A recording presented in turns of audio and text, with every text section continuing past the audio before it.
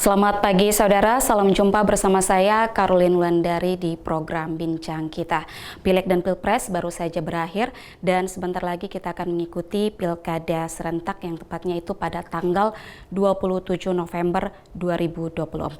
Apa saja tahapan persiapan Pilkada 2024? Kita akan berbincang bersama Ibu Siti Fatimah Arman selaku Komisioner KPU Kota Kupang. Halo, selamat pagi Bu Siti. Selamat pagi Ibu Caroline. Bagaimana kabarnya hari ini, Bu? Alhamdulillah baik. Luar biasa baik ya, Bu. Yang pertama nih, Bu, sudah sejauh mana tahapan persiapan KPU jelang Pilkada pada November mendatang? Baik.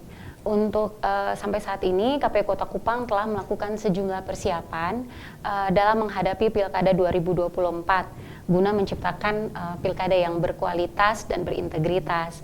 Berbagai persiapan yang kami lakukan itu ada diantaranya ada regulasi anggaran, kemudian menyiapkan program sosialisasi dan pendidikan pemilih, kemudian hingga sarana dukungan IT. Oke, kalau untuk sekarang itu sudah sampai tahap apa, Bu? Berdasarkan PKPU nomor 2 tahun 2024 tentang tahapan dan jadwal pemilihan gubernur dan wakil gubernur, bupati dan wakil bupati, wali kota dan wakil wali kota, tahapan ini terbagi atas dua. Jadi ada tahapan persiapan dan tahapan penyelenggaraan. Saat ini kami sudah sampai dalam tahapan persiapan. Oke, jadi sekarang itu KPU sudah sampai pada tahap persiapan. Oke, terkait dengan pelaksanaan program anggaran dan pilkada ini, Bu, bisa Ibu jelaskan sudah sampai sejauh mana? Ya, untuk pelaksanaan program dan anggaran pilkada sudah dilakukan perencanaan program dan anggaran yang berakhir di Januari 2024. Nah, perencanaan program dan anggaran ini meliputi penyusunan kebutuhan anggaran, pemilihan dan pembahasan dengan tim anggaran pemerintah daerah dan DPRD, kemudian ada penyusunan penandatanganan naskah perjanjian hibah daerah. Sejauh ini dana yang telah dikucurkan oleh pemerintah daerah, pemerintah Kota Kupang itu sebesar 40% dan 60% sisanya akan sudah masuk dalam proses pengajuan dan akan segera dikucurkan. Dan pada kesempatan ini kami sangat mengucapkan terima kasih sebesar-besarnya atas dukungan pemerintah Kota Kupang dan pemerintah daerah, terutama untuk terkait dengan anggaran ini. Oke, baik Bu. Untuk waktu tahapan persiapan dan juga penyelenggaraan itu bisa dijelaskan kapan saja, Bu? Iya, berdasarkan PKPU nomor 2 tahun 2024 tentang tahapan pemilihan, tahapan dan jadwal pemilihan kepala daerah. Nah, itu kan terbagi dari atas dua tadi. Nah, ini saya jabarkan, apa perlu saya jabarkan ya? Untuk tahapan persiapan meliputi satu perencanaan program dan anggaran berakhir di 26 Januari 2024, kemudian ada penyusunan peraturan penyelenggaraan pemilihan berakhir di November 2024, lalu ada perencanaan penyelenggaraan yang meliputi penetapan tata cara dan jadwal tahapan pelaksanaan pemilihan berakhir di 18 November 2024, kemudian pembentukan PPK, PPS, dan KPPS dari 17 April 2024 sampai dengan 5 November 2024. Lalu ada pembentukan panitia pengawas kecamatan, panitia pengawas lapangan, dan pengawas tempat pemungutan suara. Ini sesuai jadwal yang ditetapkan oleh Badan Pengawas Pemilihan Umum. Kemudian untuk tahap selanjutnya adalah pemberitahuan dan pendaftaran pemantau pemilihan dilaksanakan 27 Februari 2024 sampai dengan Sabtu 16 November 2024 dan sudah kami lakukan untuk pengumuman dan pendaftarannya. Kemudian untuk tahap selanjutnya adalah penyerahan daftar penduduk potensial, penyerahan daftar penduduk potensial pemilih. Itu dimulai dari 24 April sampai dengan 31 Mei 2024. Dan untuk tahapan terakhir dari persiapan ini adalah pemutakhiran dan penyusunan daftar pemilih dari 31 Mei 2024 sampai dengan 23 September 2024. Itu terkait dengan tahapan persiapan. Kalau untuk tahapan penyelenggaraannya, yang pertama itu ada pemenuhan persyaratan dukungan pasangan calon perseorangan dari 5 Mei sampai dengan 19 Agustus 2024. Kemudian pengumuman pendaftaran pasangan calon itu 24 Agustus sampai dengan 26 Agustus 2024. Berikutnya adalah penelitian persyaratan calon, itu 27 Agustus 2024 sampai dengan 21 September 2024. Kemudian penetapan pasangan calon 22 September 2024 sampai dengan penetapan pasangan calon itu 22 September 2024. Untuk pelaksanaan kampanye 25 September sampai dengan 23 November 2024, kemudian pelaksanaan pemungutan suaranya tentu saja di 27 November 2024. Lalu ada penghitungan suara dan rekapitulasi hasil penghitungan suara. Itu di tanggal 27 November sampai dengan 16 Desember 2024. Tahap berikutnya adalah penetapan calon terpilih. Penetapan pasangan calon terpilih tanpa permohonan perselisihan hasil pemilihan untuk calon bupati, wakil bupati, atau calon wali kota dan wakil wali kota terpilih paling lama 5 hari setelah Mahkamah Konstitusi secara resmi memberikan permohonan yang terregistrasi dalam buku registrasi perkara konstitusi BRPK kepada KPU. Kemudian untuk calon gubernur dan wakil gubernur terpilih itu paling lama 5 hari setelah Mahkamah Konstitusi secara resmi memberitahukan permohonan yang terregistrasi dalam BRPK kepada KPU. Kemudian untuk penyelesaian pelanggaran dan sengketa pemilihan menyesuaikan dengan jadwal penyelesaian sengketa di Mahkamah Konstitusi. Lalu penetapan pasangan calon terpilih pasca putusan Mahkamah Konstitusi itu paling lama 5 hari setelah salinan penetapan putusan dismisal atau putusan Mahkamah Konstitusi diterima oleh KPU. Kemudian yang terakhir, pengusulan pengesahan pengangkatan calon terpilih untuk bupati dan wakil bupati atau wali kota dan wakil wali kota terpilih. Itu jika tidak ada permohonan PHP paling lama 3 hari setelah penetapan pasangan calon terpilih sebagaimana dimaksud sebelumnya. Kemudian jika ada permohonan PHP paling lama 3 hari setelah penetapan pasangan calon terpilih pasca putusan Mahkamah Konstitusi. Kemudian untuk gubernur dan wakil gubernur jika tidak ada permohonan PHP paling lama 3 hari setelah penetapan pasangan calon terpilih. Kemudian jika ada permohonan PHP paling lama 3 hari setelah penetapan pasangan calon terpilih pasca putusan Mahkamah Konstitusi sebagaimana dimaksud sebelumnya. Itu mengenai tahapan persiapan dan penyelenggaraan berdasarkan PKPU nomor 2 tahun 2024 tentang pilkada. Oke, baik Bu, terkait dengan pembentukan PPK, PPS dan juga KPPS nih Bu, apa saja yang menjadi syarat yang harus dipenuhi jika ada warga yang ingin berpartisipasi menjadi PPK, KPPS atau PPS? Iya, untuk syarat pendaftaran menjadi PPK, PPS, dan KPPS, tentu saja yang pertama harus jadi warga negara Indonesia, kemudian berusia minimal 17 tahun, lalu setia kepada Pancasila, Undang-Undang Dasar 1945, lalu Bhinneka Tunggal Ika dan cita-cita proklamasi 17 Agustus 1945. Kemudian mempunyai integritas pribadi yang kuat, jujur dan adil, tidak pernah menjadi anggota partai politik, berdomisili dalam wilayah kerja. Kemudian mampu secara jasmani dan rohani serta bebas dari penyalahgunaan narkoba, lalu berpendidikan minimal SMA atau sederajat, kemudian tidak pernah dipidana penjara. Jadi apakah calon untuk menjadi seorang anggota PPK, PPS dan KPPS itu dia harus ber-KTP warga Kota Kupang ya? Atau iya, yang berdomisili di Kota Kupang? Betul, ini kan pemilihan untuk wali kota Kota Kupang, tentu saja dia harus memiliki KTP-nya KTP Kota Kupang. Kemudian kalau misalnya dia, ini kan PPK ini panitia pemilihan kecamatan, nah panitia pemilihan kecamatan ini kan nanti dibagi lagi per kecamatan. Jadi kalau misalnya dia ingin menjadi PPK di Kecamatan Oibobo, tentu saja alamat KTP-nya itu harus berdomisili di Oibobo. Seperti itu. Oke, baik. Apakah proses seleksi anggota PPK dan KPPS ini sudah dilakukan, Bu? Iya. Jadi berdasarkan surat keputusan KPU nomor 476 tahun 2024 itu proses pembentukan PPK, PPS, dan KPPS itu dilakukan secara seleksi terbuka. Pertanggal 23 April 2024 kemarin, kami sudah KPU RI telah melakukan launching pembentukan PPK, launching pembentukan PPK. Nah, secara serentak kami KPU di seluruh Indonesia, KPU Kabupaten Kota di seluruh Indonesia sudah melakukan pengumuman dan pendaftaran untuk perekrutan PPK ini, anggota PPK ini.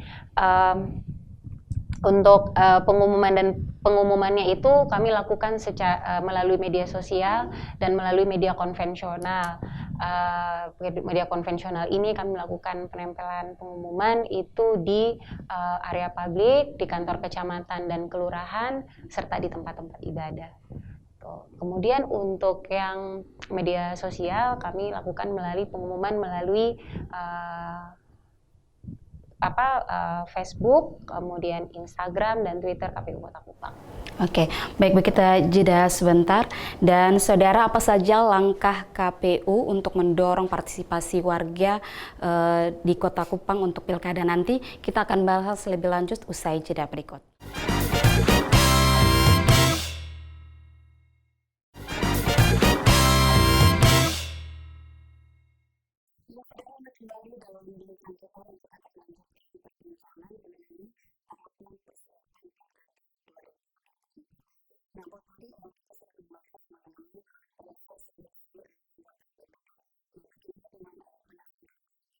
Ya, untuk pendaftaran PPK ini itu dilakukan melalui akun Syakba. Jadi akun Syakba ini di syakba.kpu.go.id. Itu silakan dilakukan proses pendaftarannya di situ. Kemudian untuk berkasnya, hard copy-nya itu bisa diserahkan di kantor KPU Kota Kupang.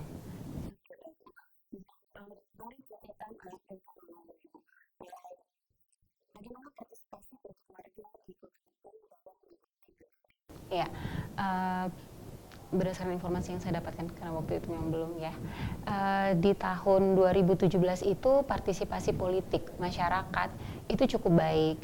Jadi informasi yang saya dapatkan ini dari website KPU itu angka partisipasi masyarakat Kota Kupang itu berada di kisaran 70,1%,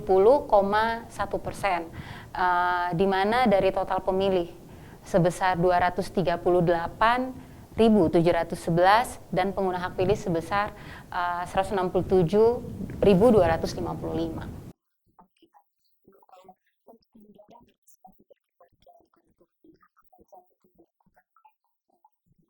Ya, untuk mendorong partisipasi masyarakat, partisipasi politik masyarakat, tentu saja kami selalu berupaya untuk melakukan sosialisasi mengenai pilkada secara masif, baik melalui media sosial maupun media konvensional, dengan melibatkan pemerintah dan masyarakat.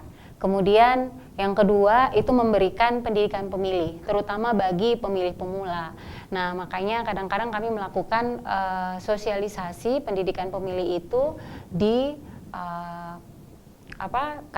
sekolah-sekolah di SMA-SMA. Jadi ada KPU Goes to School, KPU Goes to Campus. Kemudian kami juga pemilih, terutama untuk pemilih pemula ya. Pemilih pemula ini juga termasuk pensiunan TNI Polri.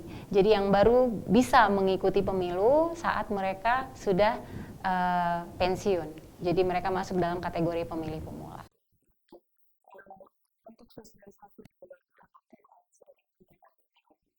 Untuk sosialisasi kepada warga itu sudah terus kami lakukan, yang seperti saya sampaikan tadi, baik melalui sosialisasi secara media sosial maupun media konvensional. Itu bisa dilihat di media sosial kami, Instagram, Twitter, dan Facebook KPU Kota Kupang.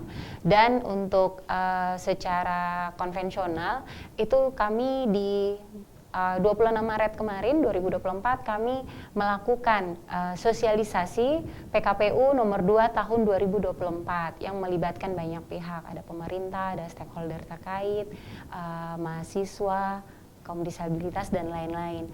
Nah, itu di sana kami tidak hanya mensosialisasikan tentang tahapan dan jadwal pemilihan kepala daerah ini, namun kami juga memberikan materi mengenai dukungan calon perseorangan, dukungan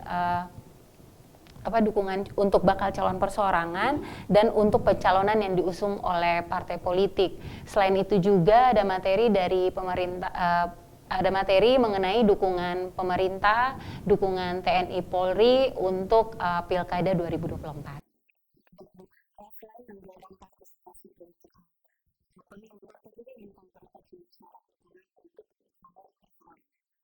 Iya, berdasarkan PKPU nomor 3 tahun 2017 pasal 10 itu dukungan calon perseorangan itu kami berada di 8,5% karena jumlah penduduk Kota Kupang itu 320.659. Nah, di PKPU tersebut itu untuk jumlah penduduk yang termuat dalam daftar pemilih tetap pada pemilu atau pemilihan terakhir jika berjumlah 250.000 sampai dengan 500.000 jiwa itu mendapat jumlah minimal dukungannya itu 8,5%. Seperti itu.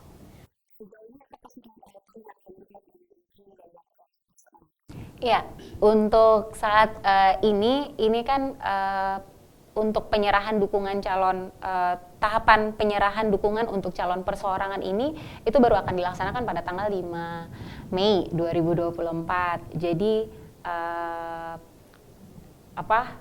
ada beberapa orang yang meminta informasi mengenai beberapa tim yang meminta informasi untuk mengenai calon perseorangan, namun kita bisa baru memastikan pada saat penyerahan dukungan calon perseorangan di tanggal 5 Mei tersebut.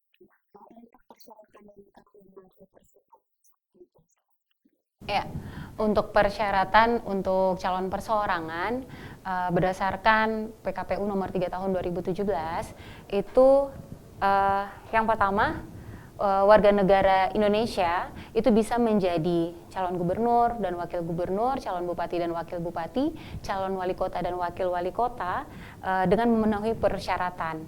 Yang pertama itu bertakwa kepada Tuhan Yang Maha Esa, kemudian setia kepada Pancasila, Undang-Undang Dasar Negara Republik Indonesia, Bhinneka Tunggal Ika, lalu dan Negara Kesatuan Republik Indonesia.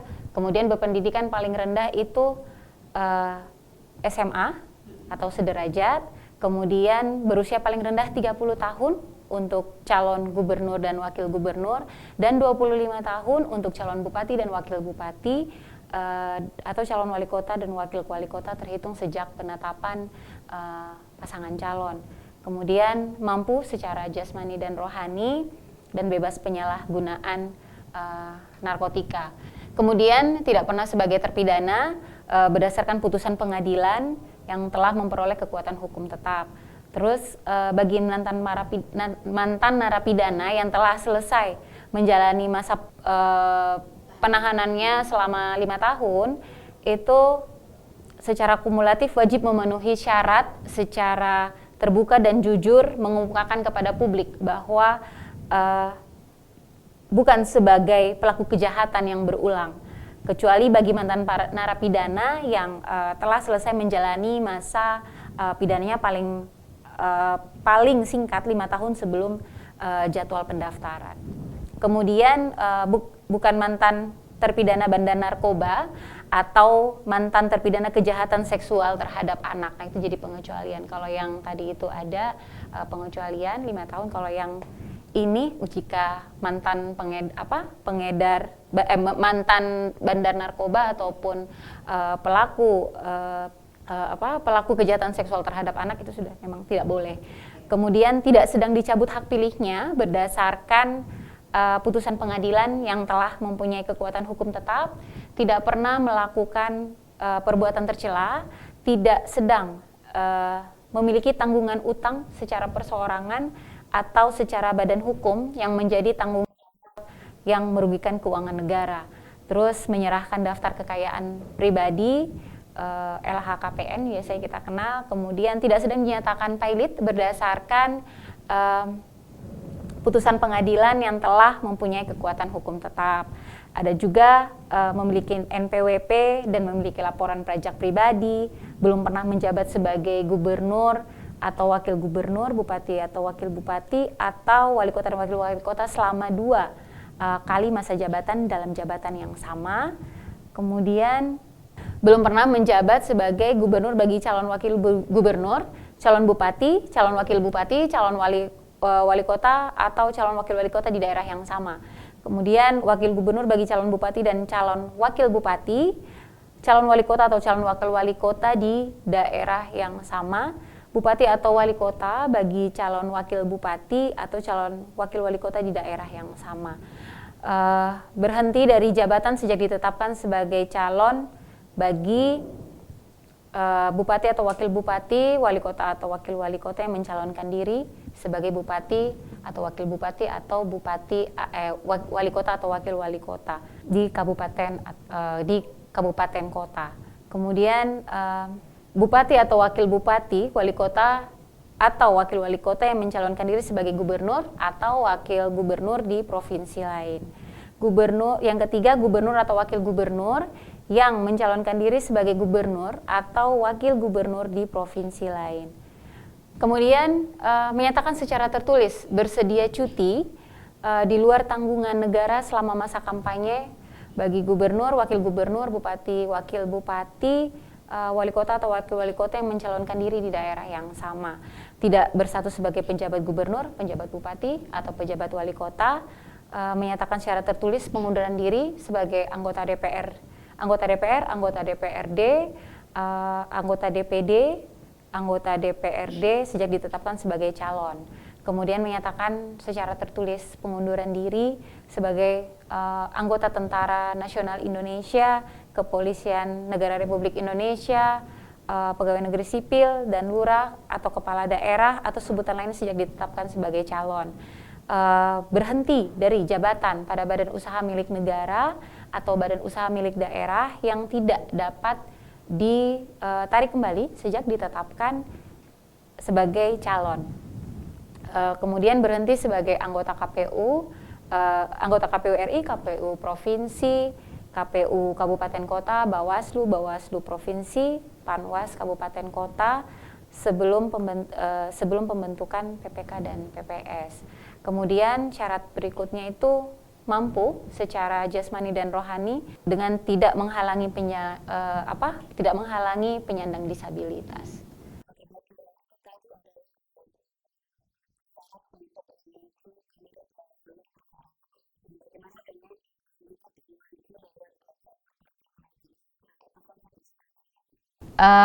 Untuk syarat pencalonan yang diusung oleh partai politik ataupun gabungan partai politik, nah ini partai politik atau gabungan partai politik yang memperoleh paling sedikit 20% dari jumlah kursi DPRD atau 25% dari akumulasi perolehan suara sah dalam pemilu terakhir.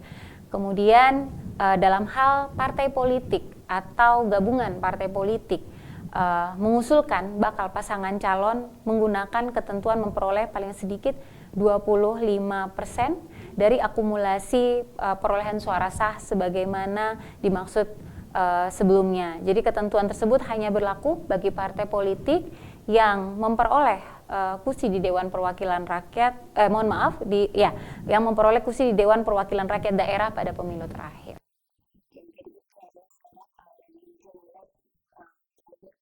Iya, pencalonan diusung oleh partai politik atau gabungan partai politik.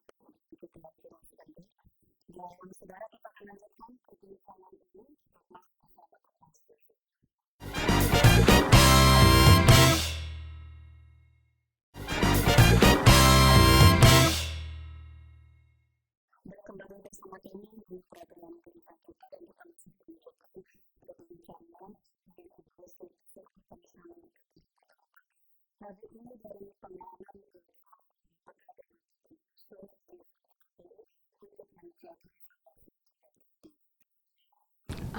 Ada beberapa yang menjadi catatan khusus kami untuk menjadi bahan evaluasi pada pilkada kali ini.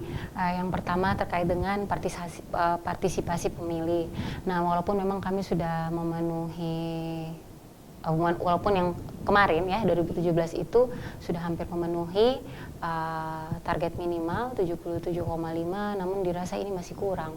Jadi kami KPU masih berupaya terus untuk meningkatkan partisipasi pemilih. Kalau bisa 100%, 100%. Karena apa? Karena ini merupakan pesta demokrasi seluruh rakyat, terutama ini warga Kota Kupang.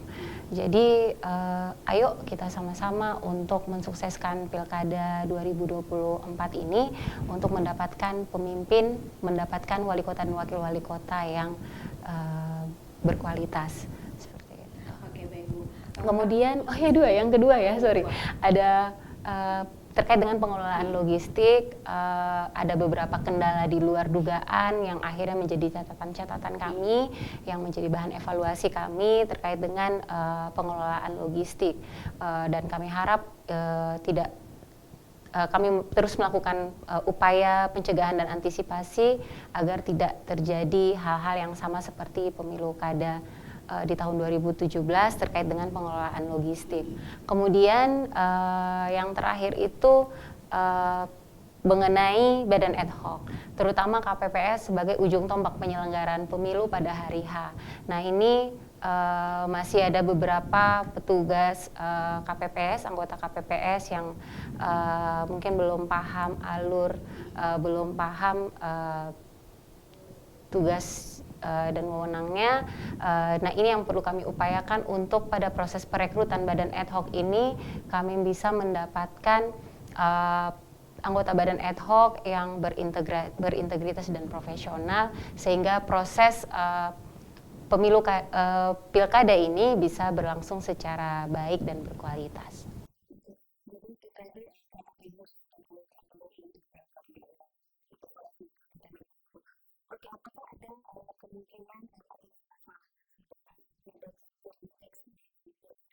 Ya, kalau untuk potensi masalah itu mungkin salah satunya adalah data pemilih, di mana di Kota Kupang ini dinamika kependudukannya itu sangat tinggi, yaitu penduduk yang keluar masuk, pindah keluar atau pindah masuk, yang jika tidak dimutakhirkan datanya secara baik akan menimbulkan potensi pemilih ganda.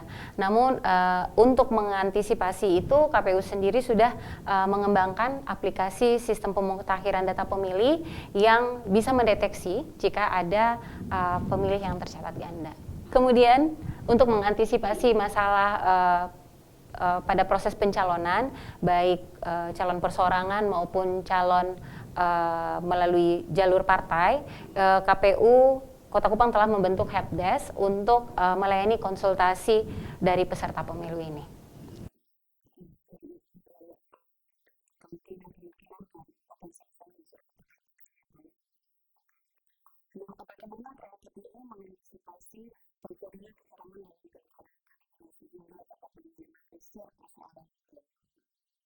Ya, untuk mengantisipasi hal itu, tentu saja kami sebagai penyelenggara ini memperkuat di badan ad hoc, anggota badan ad hoc, PPK, PPS, dan KPPS sebagai ujung tombak penyelenggara, kemudian berkoordinasi dengan Bawaslu untuk di mana mereka melakukan pengawasan, terus melakukan berkoordinasi dengan Bawaslu untuk melakukan tindakan-tindakan pencegahan untuk mengantisipasi kecurangan-kecurangan yang ada pada pemilihan kepala daerah kali ini.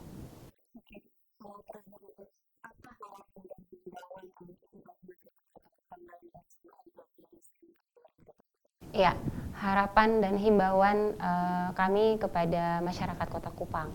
Nah, ini pilkada ini sarana kedaulatan rakyat. Ini sarana bagi rakyat untuk memilih siapa yang layak menjadi pemimpin kita, pemimpin Kota Kupang 5 tahun ke depan. Oleh karena itu, kami terus berupaya untuk mengajak masyarakat Kota Kupang untuk berpartisipasi aktif, baik sebagai penyelenggara, yaitu bisa mendaftarkan diri, karena ini masih dalam proses pendaftaran ya, bisa mendaftarkan diri sebagai anggota badan ad hoc, kemudian maupun sebagai peserta dari melalui calon perseorangan atau calon yang didukung oleh partai politik atau dukungan partai politik. Mari kita berpartisipasi secara aktif untuk meramaikan pesta demokrasi kita ini, untuk menciptakan menciptakan pemilihan kepala daerah yang baik dan berkualitas. Dan memang biasanya terutama untuk pada perhelatan seperti ini, itu biasanya dinamikanya cukup tinggi, seperti ejek-ejekan antar pendukung seperti itu. Maka saya harap mari kita gunakan, mari kita pandang proses pemilihan kepala daerah ini sebagai pertandingan persahabatan. Jadi ayo warga Kupang ketong anggap sama-sama saya ini pertandingan persahabatan, kalah menang itu sama-sama ketong punya. Jadi siapapun yang terpilih tentu saja dengan persyaratan ada.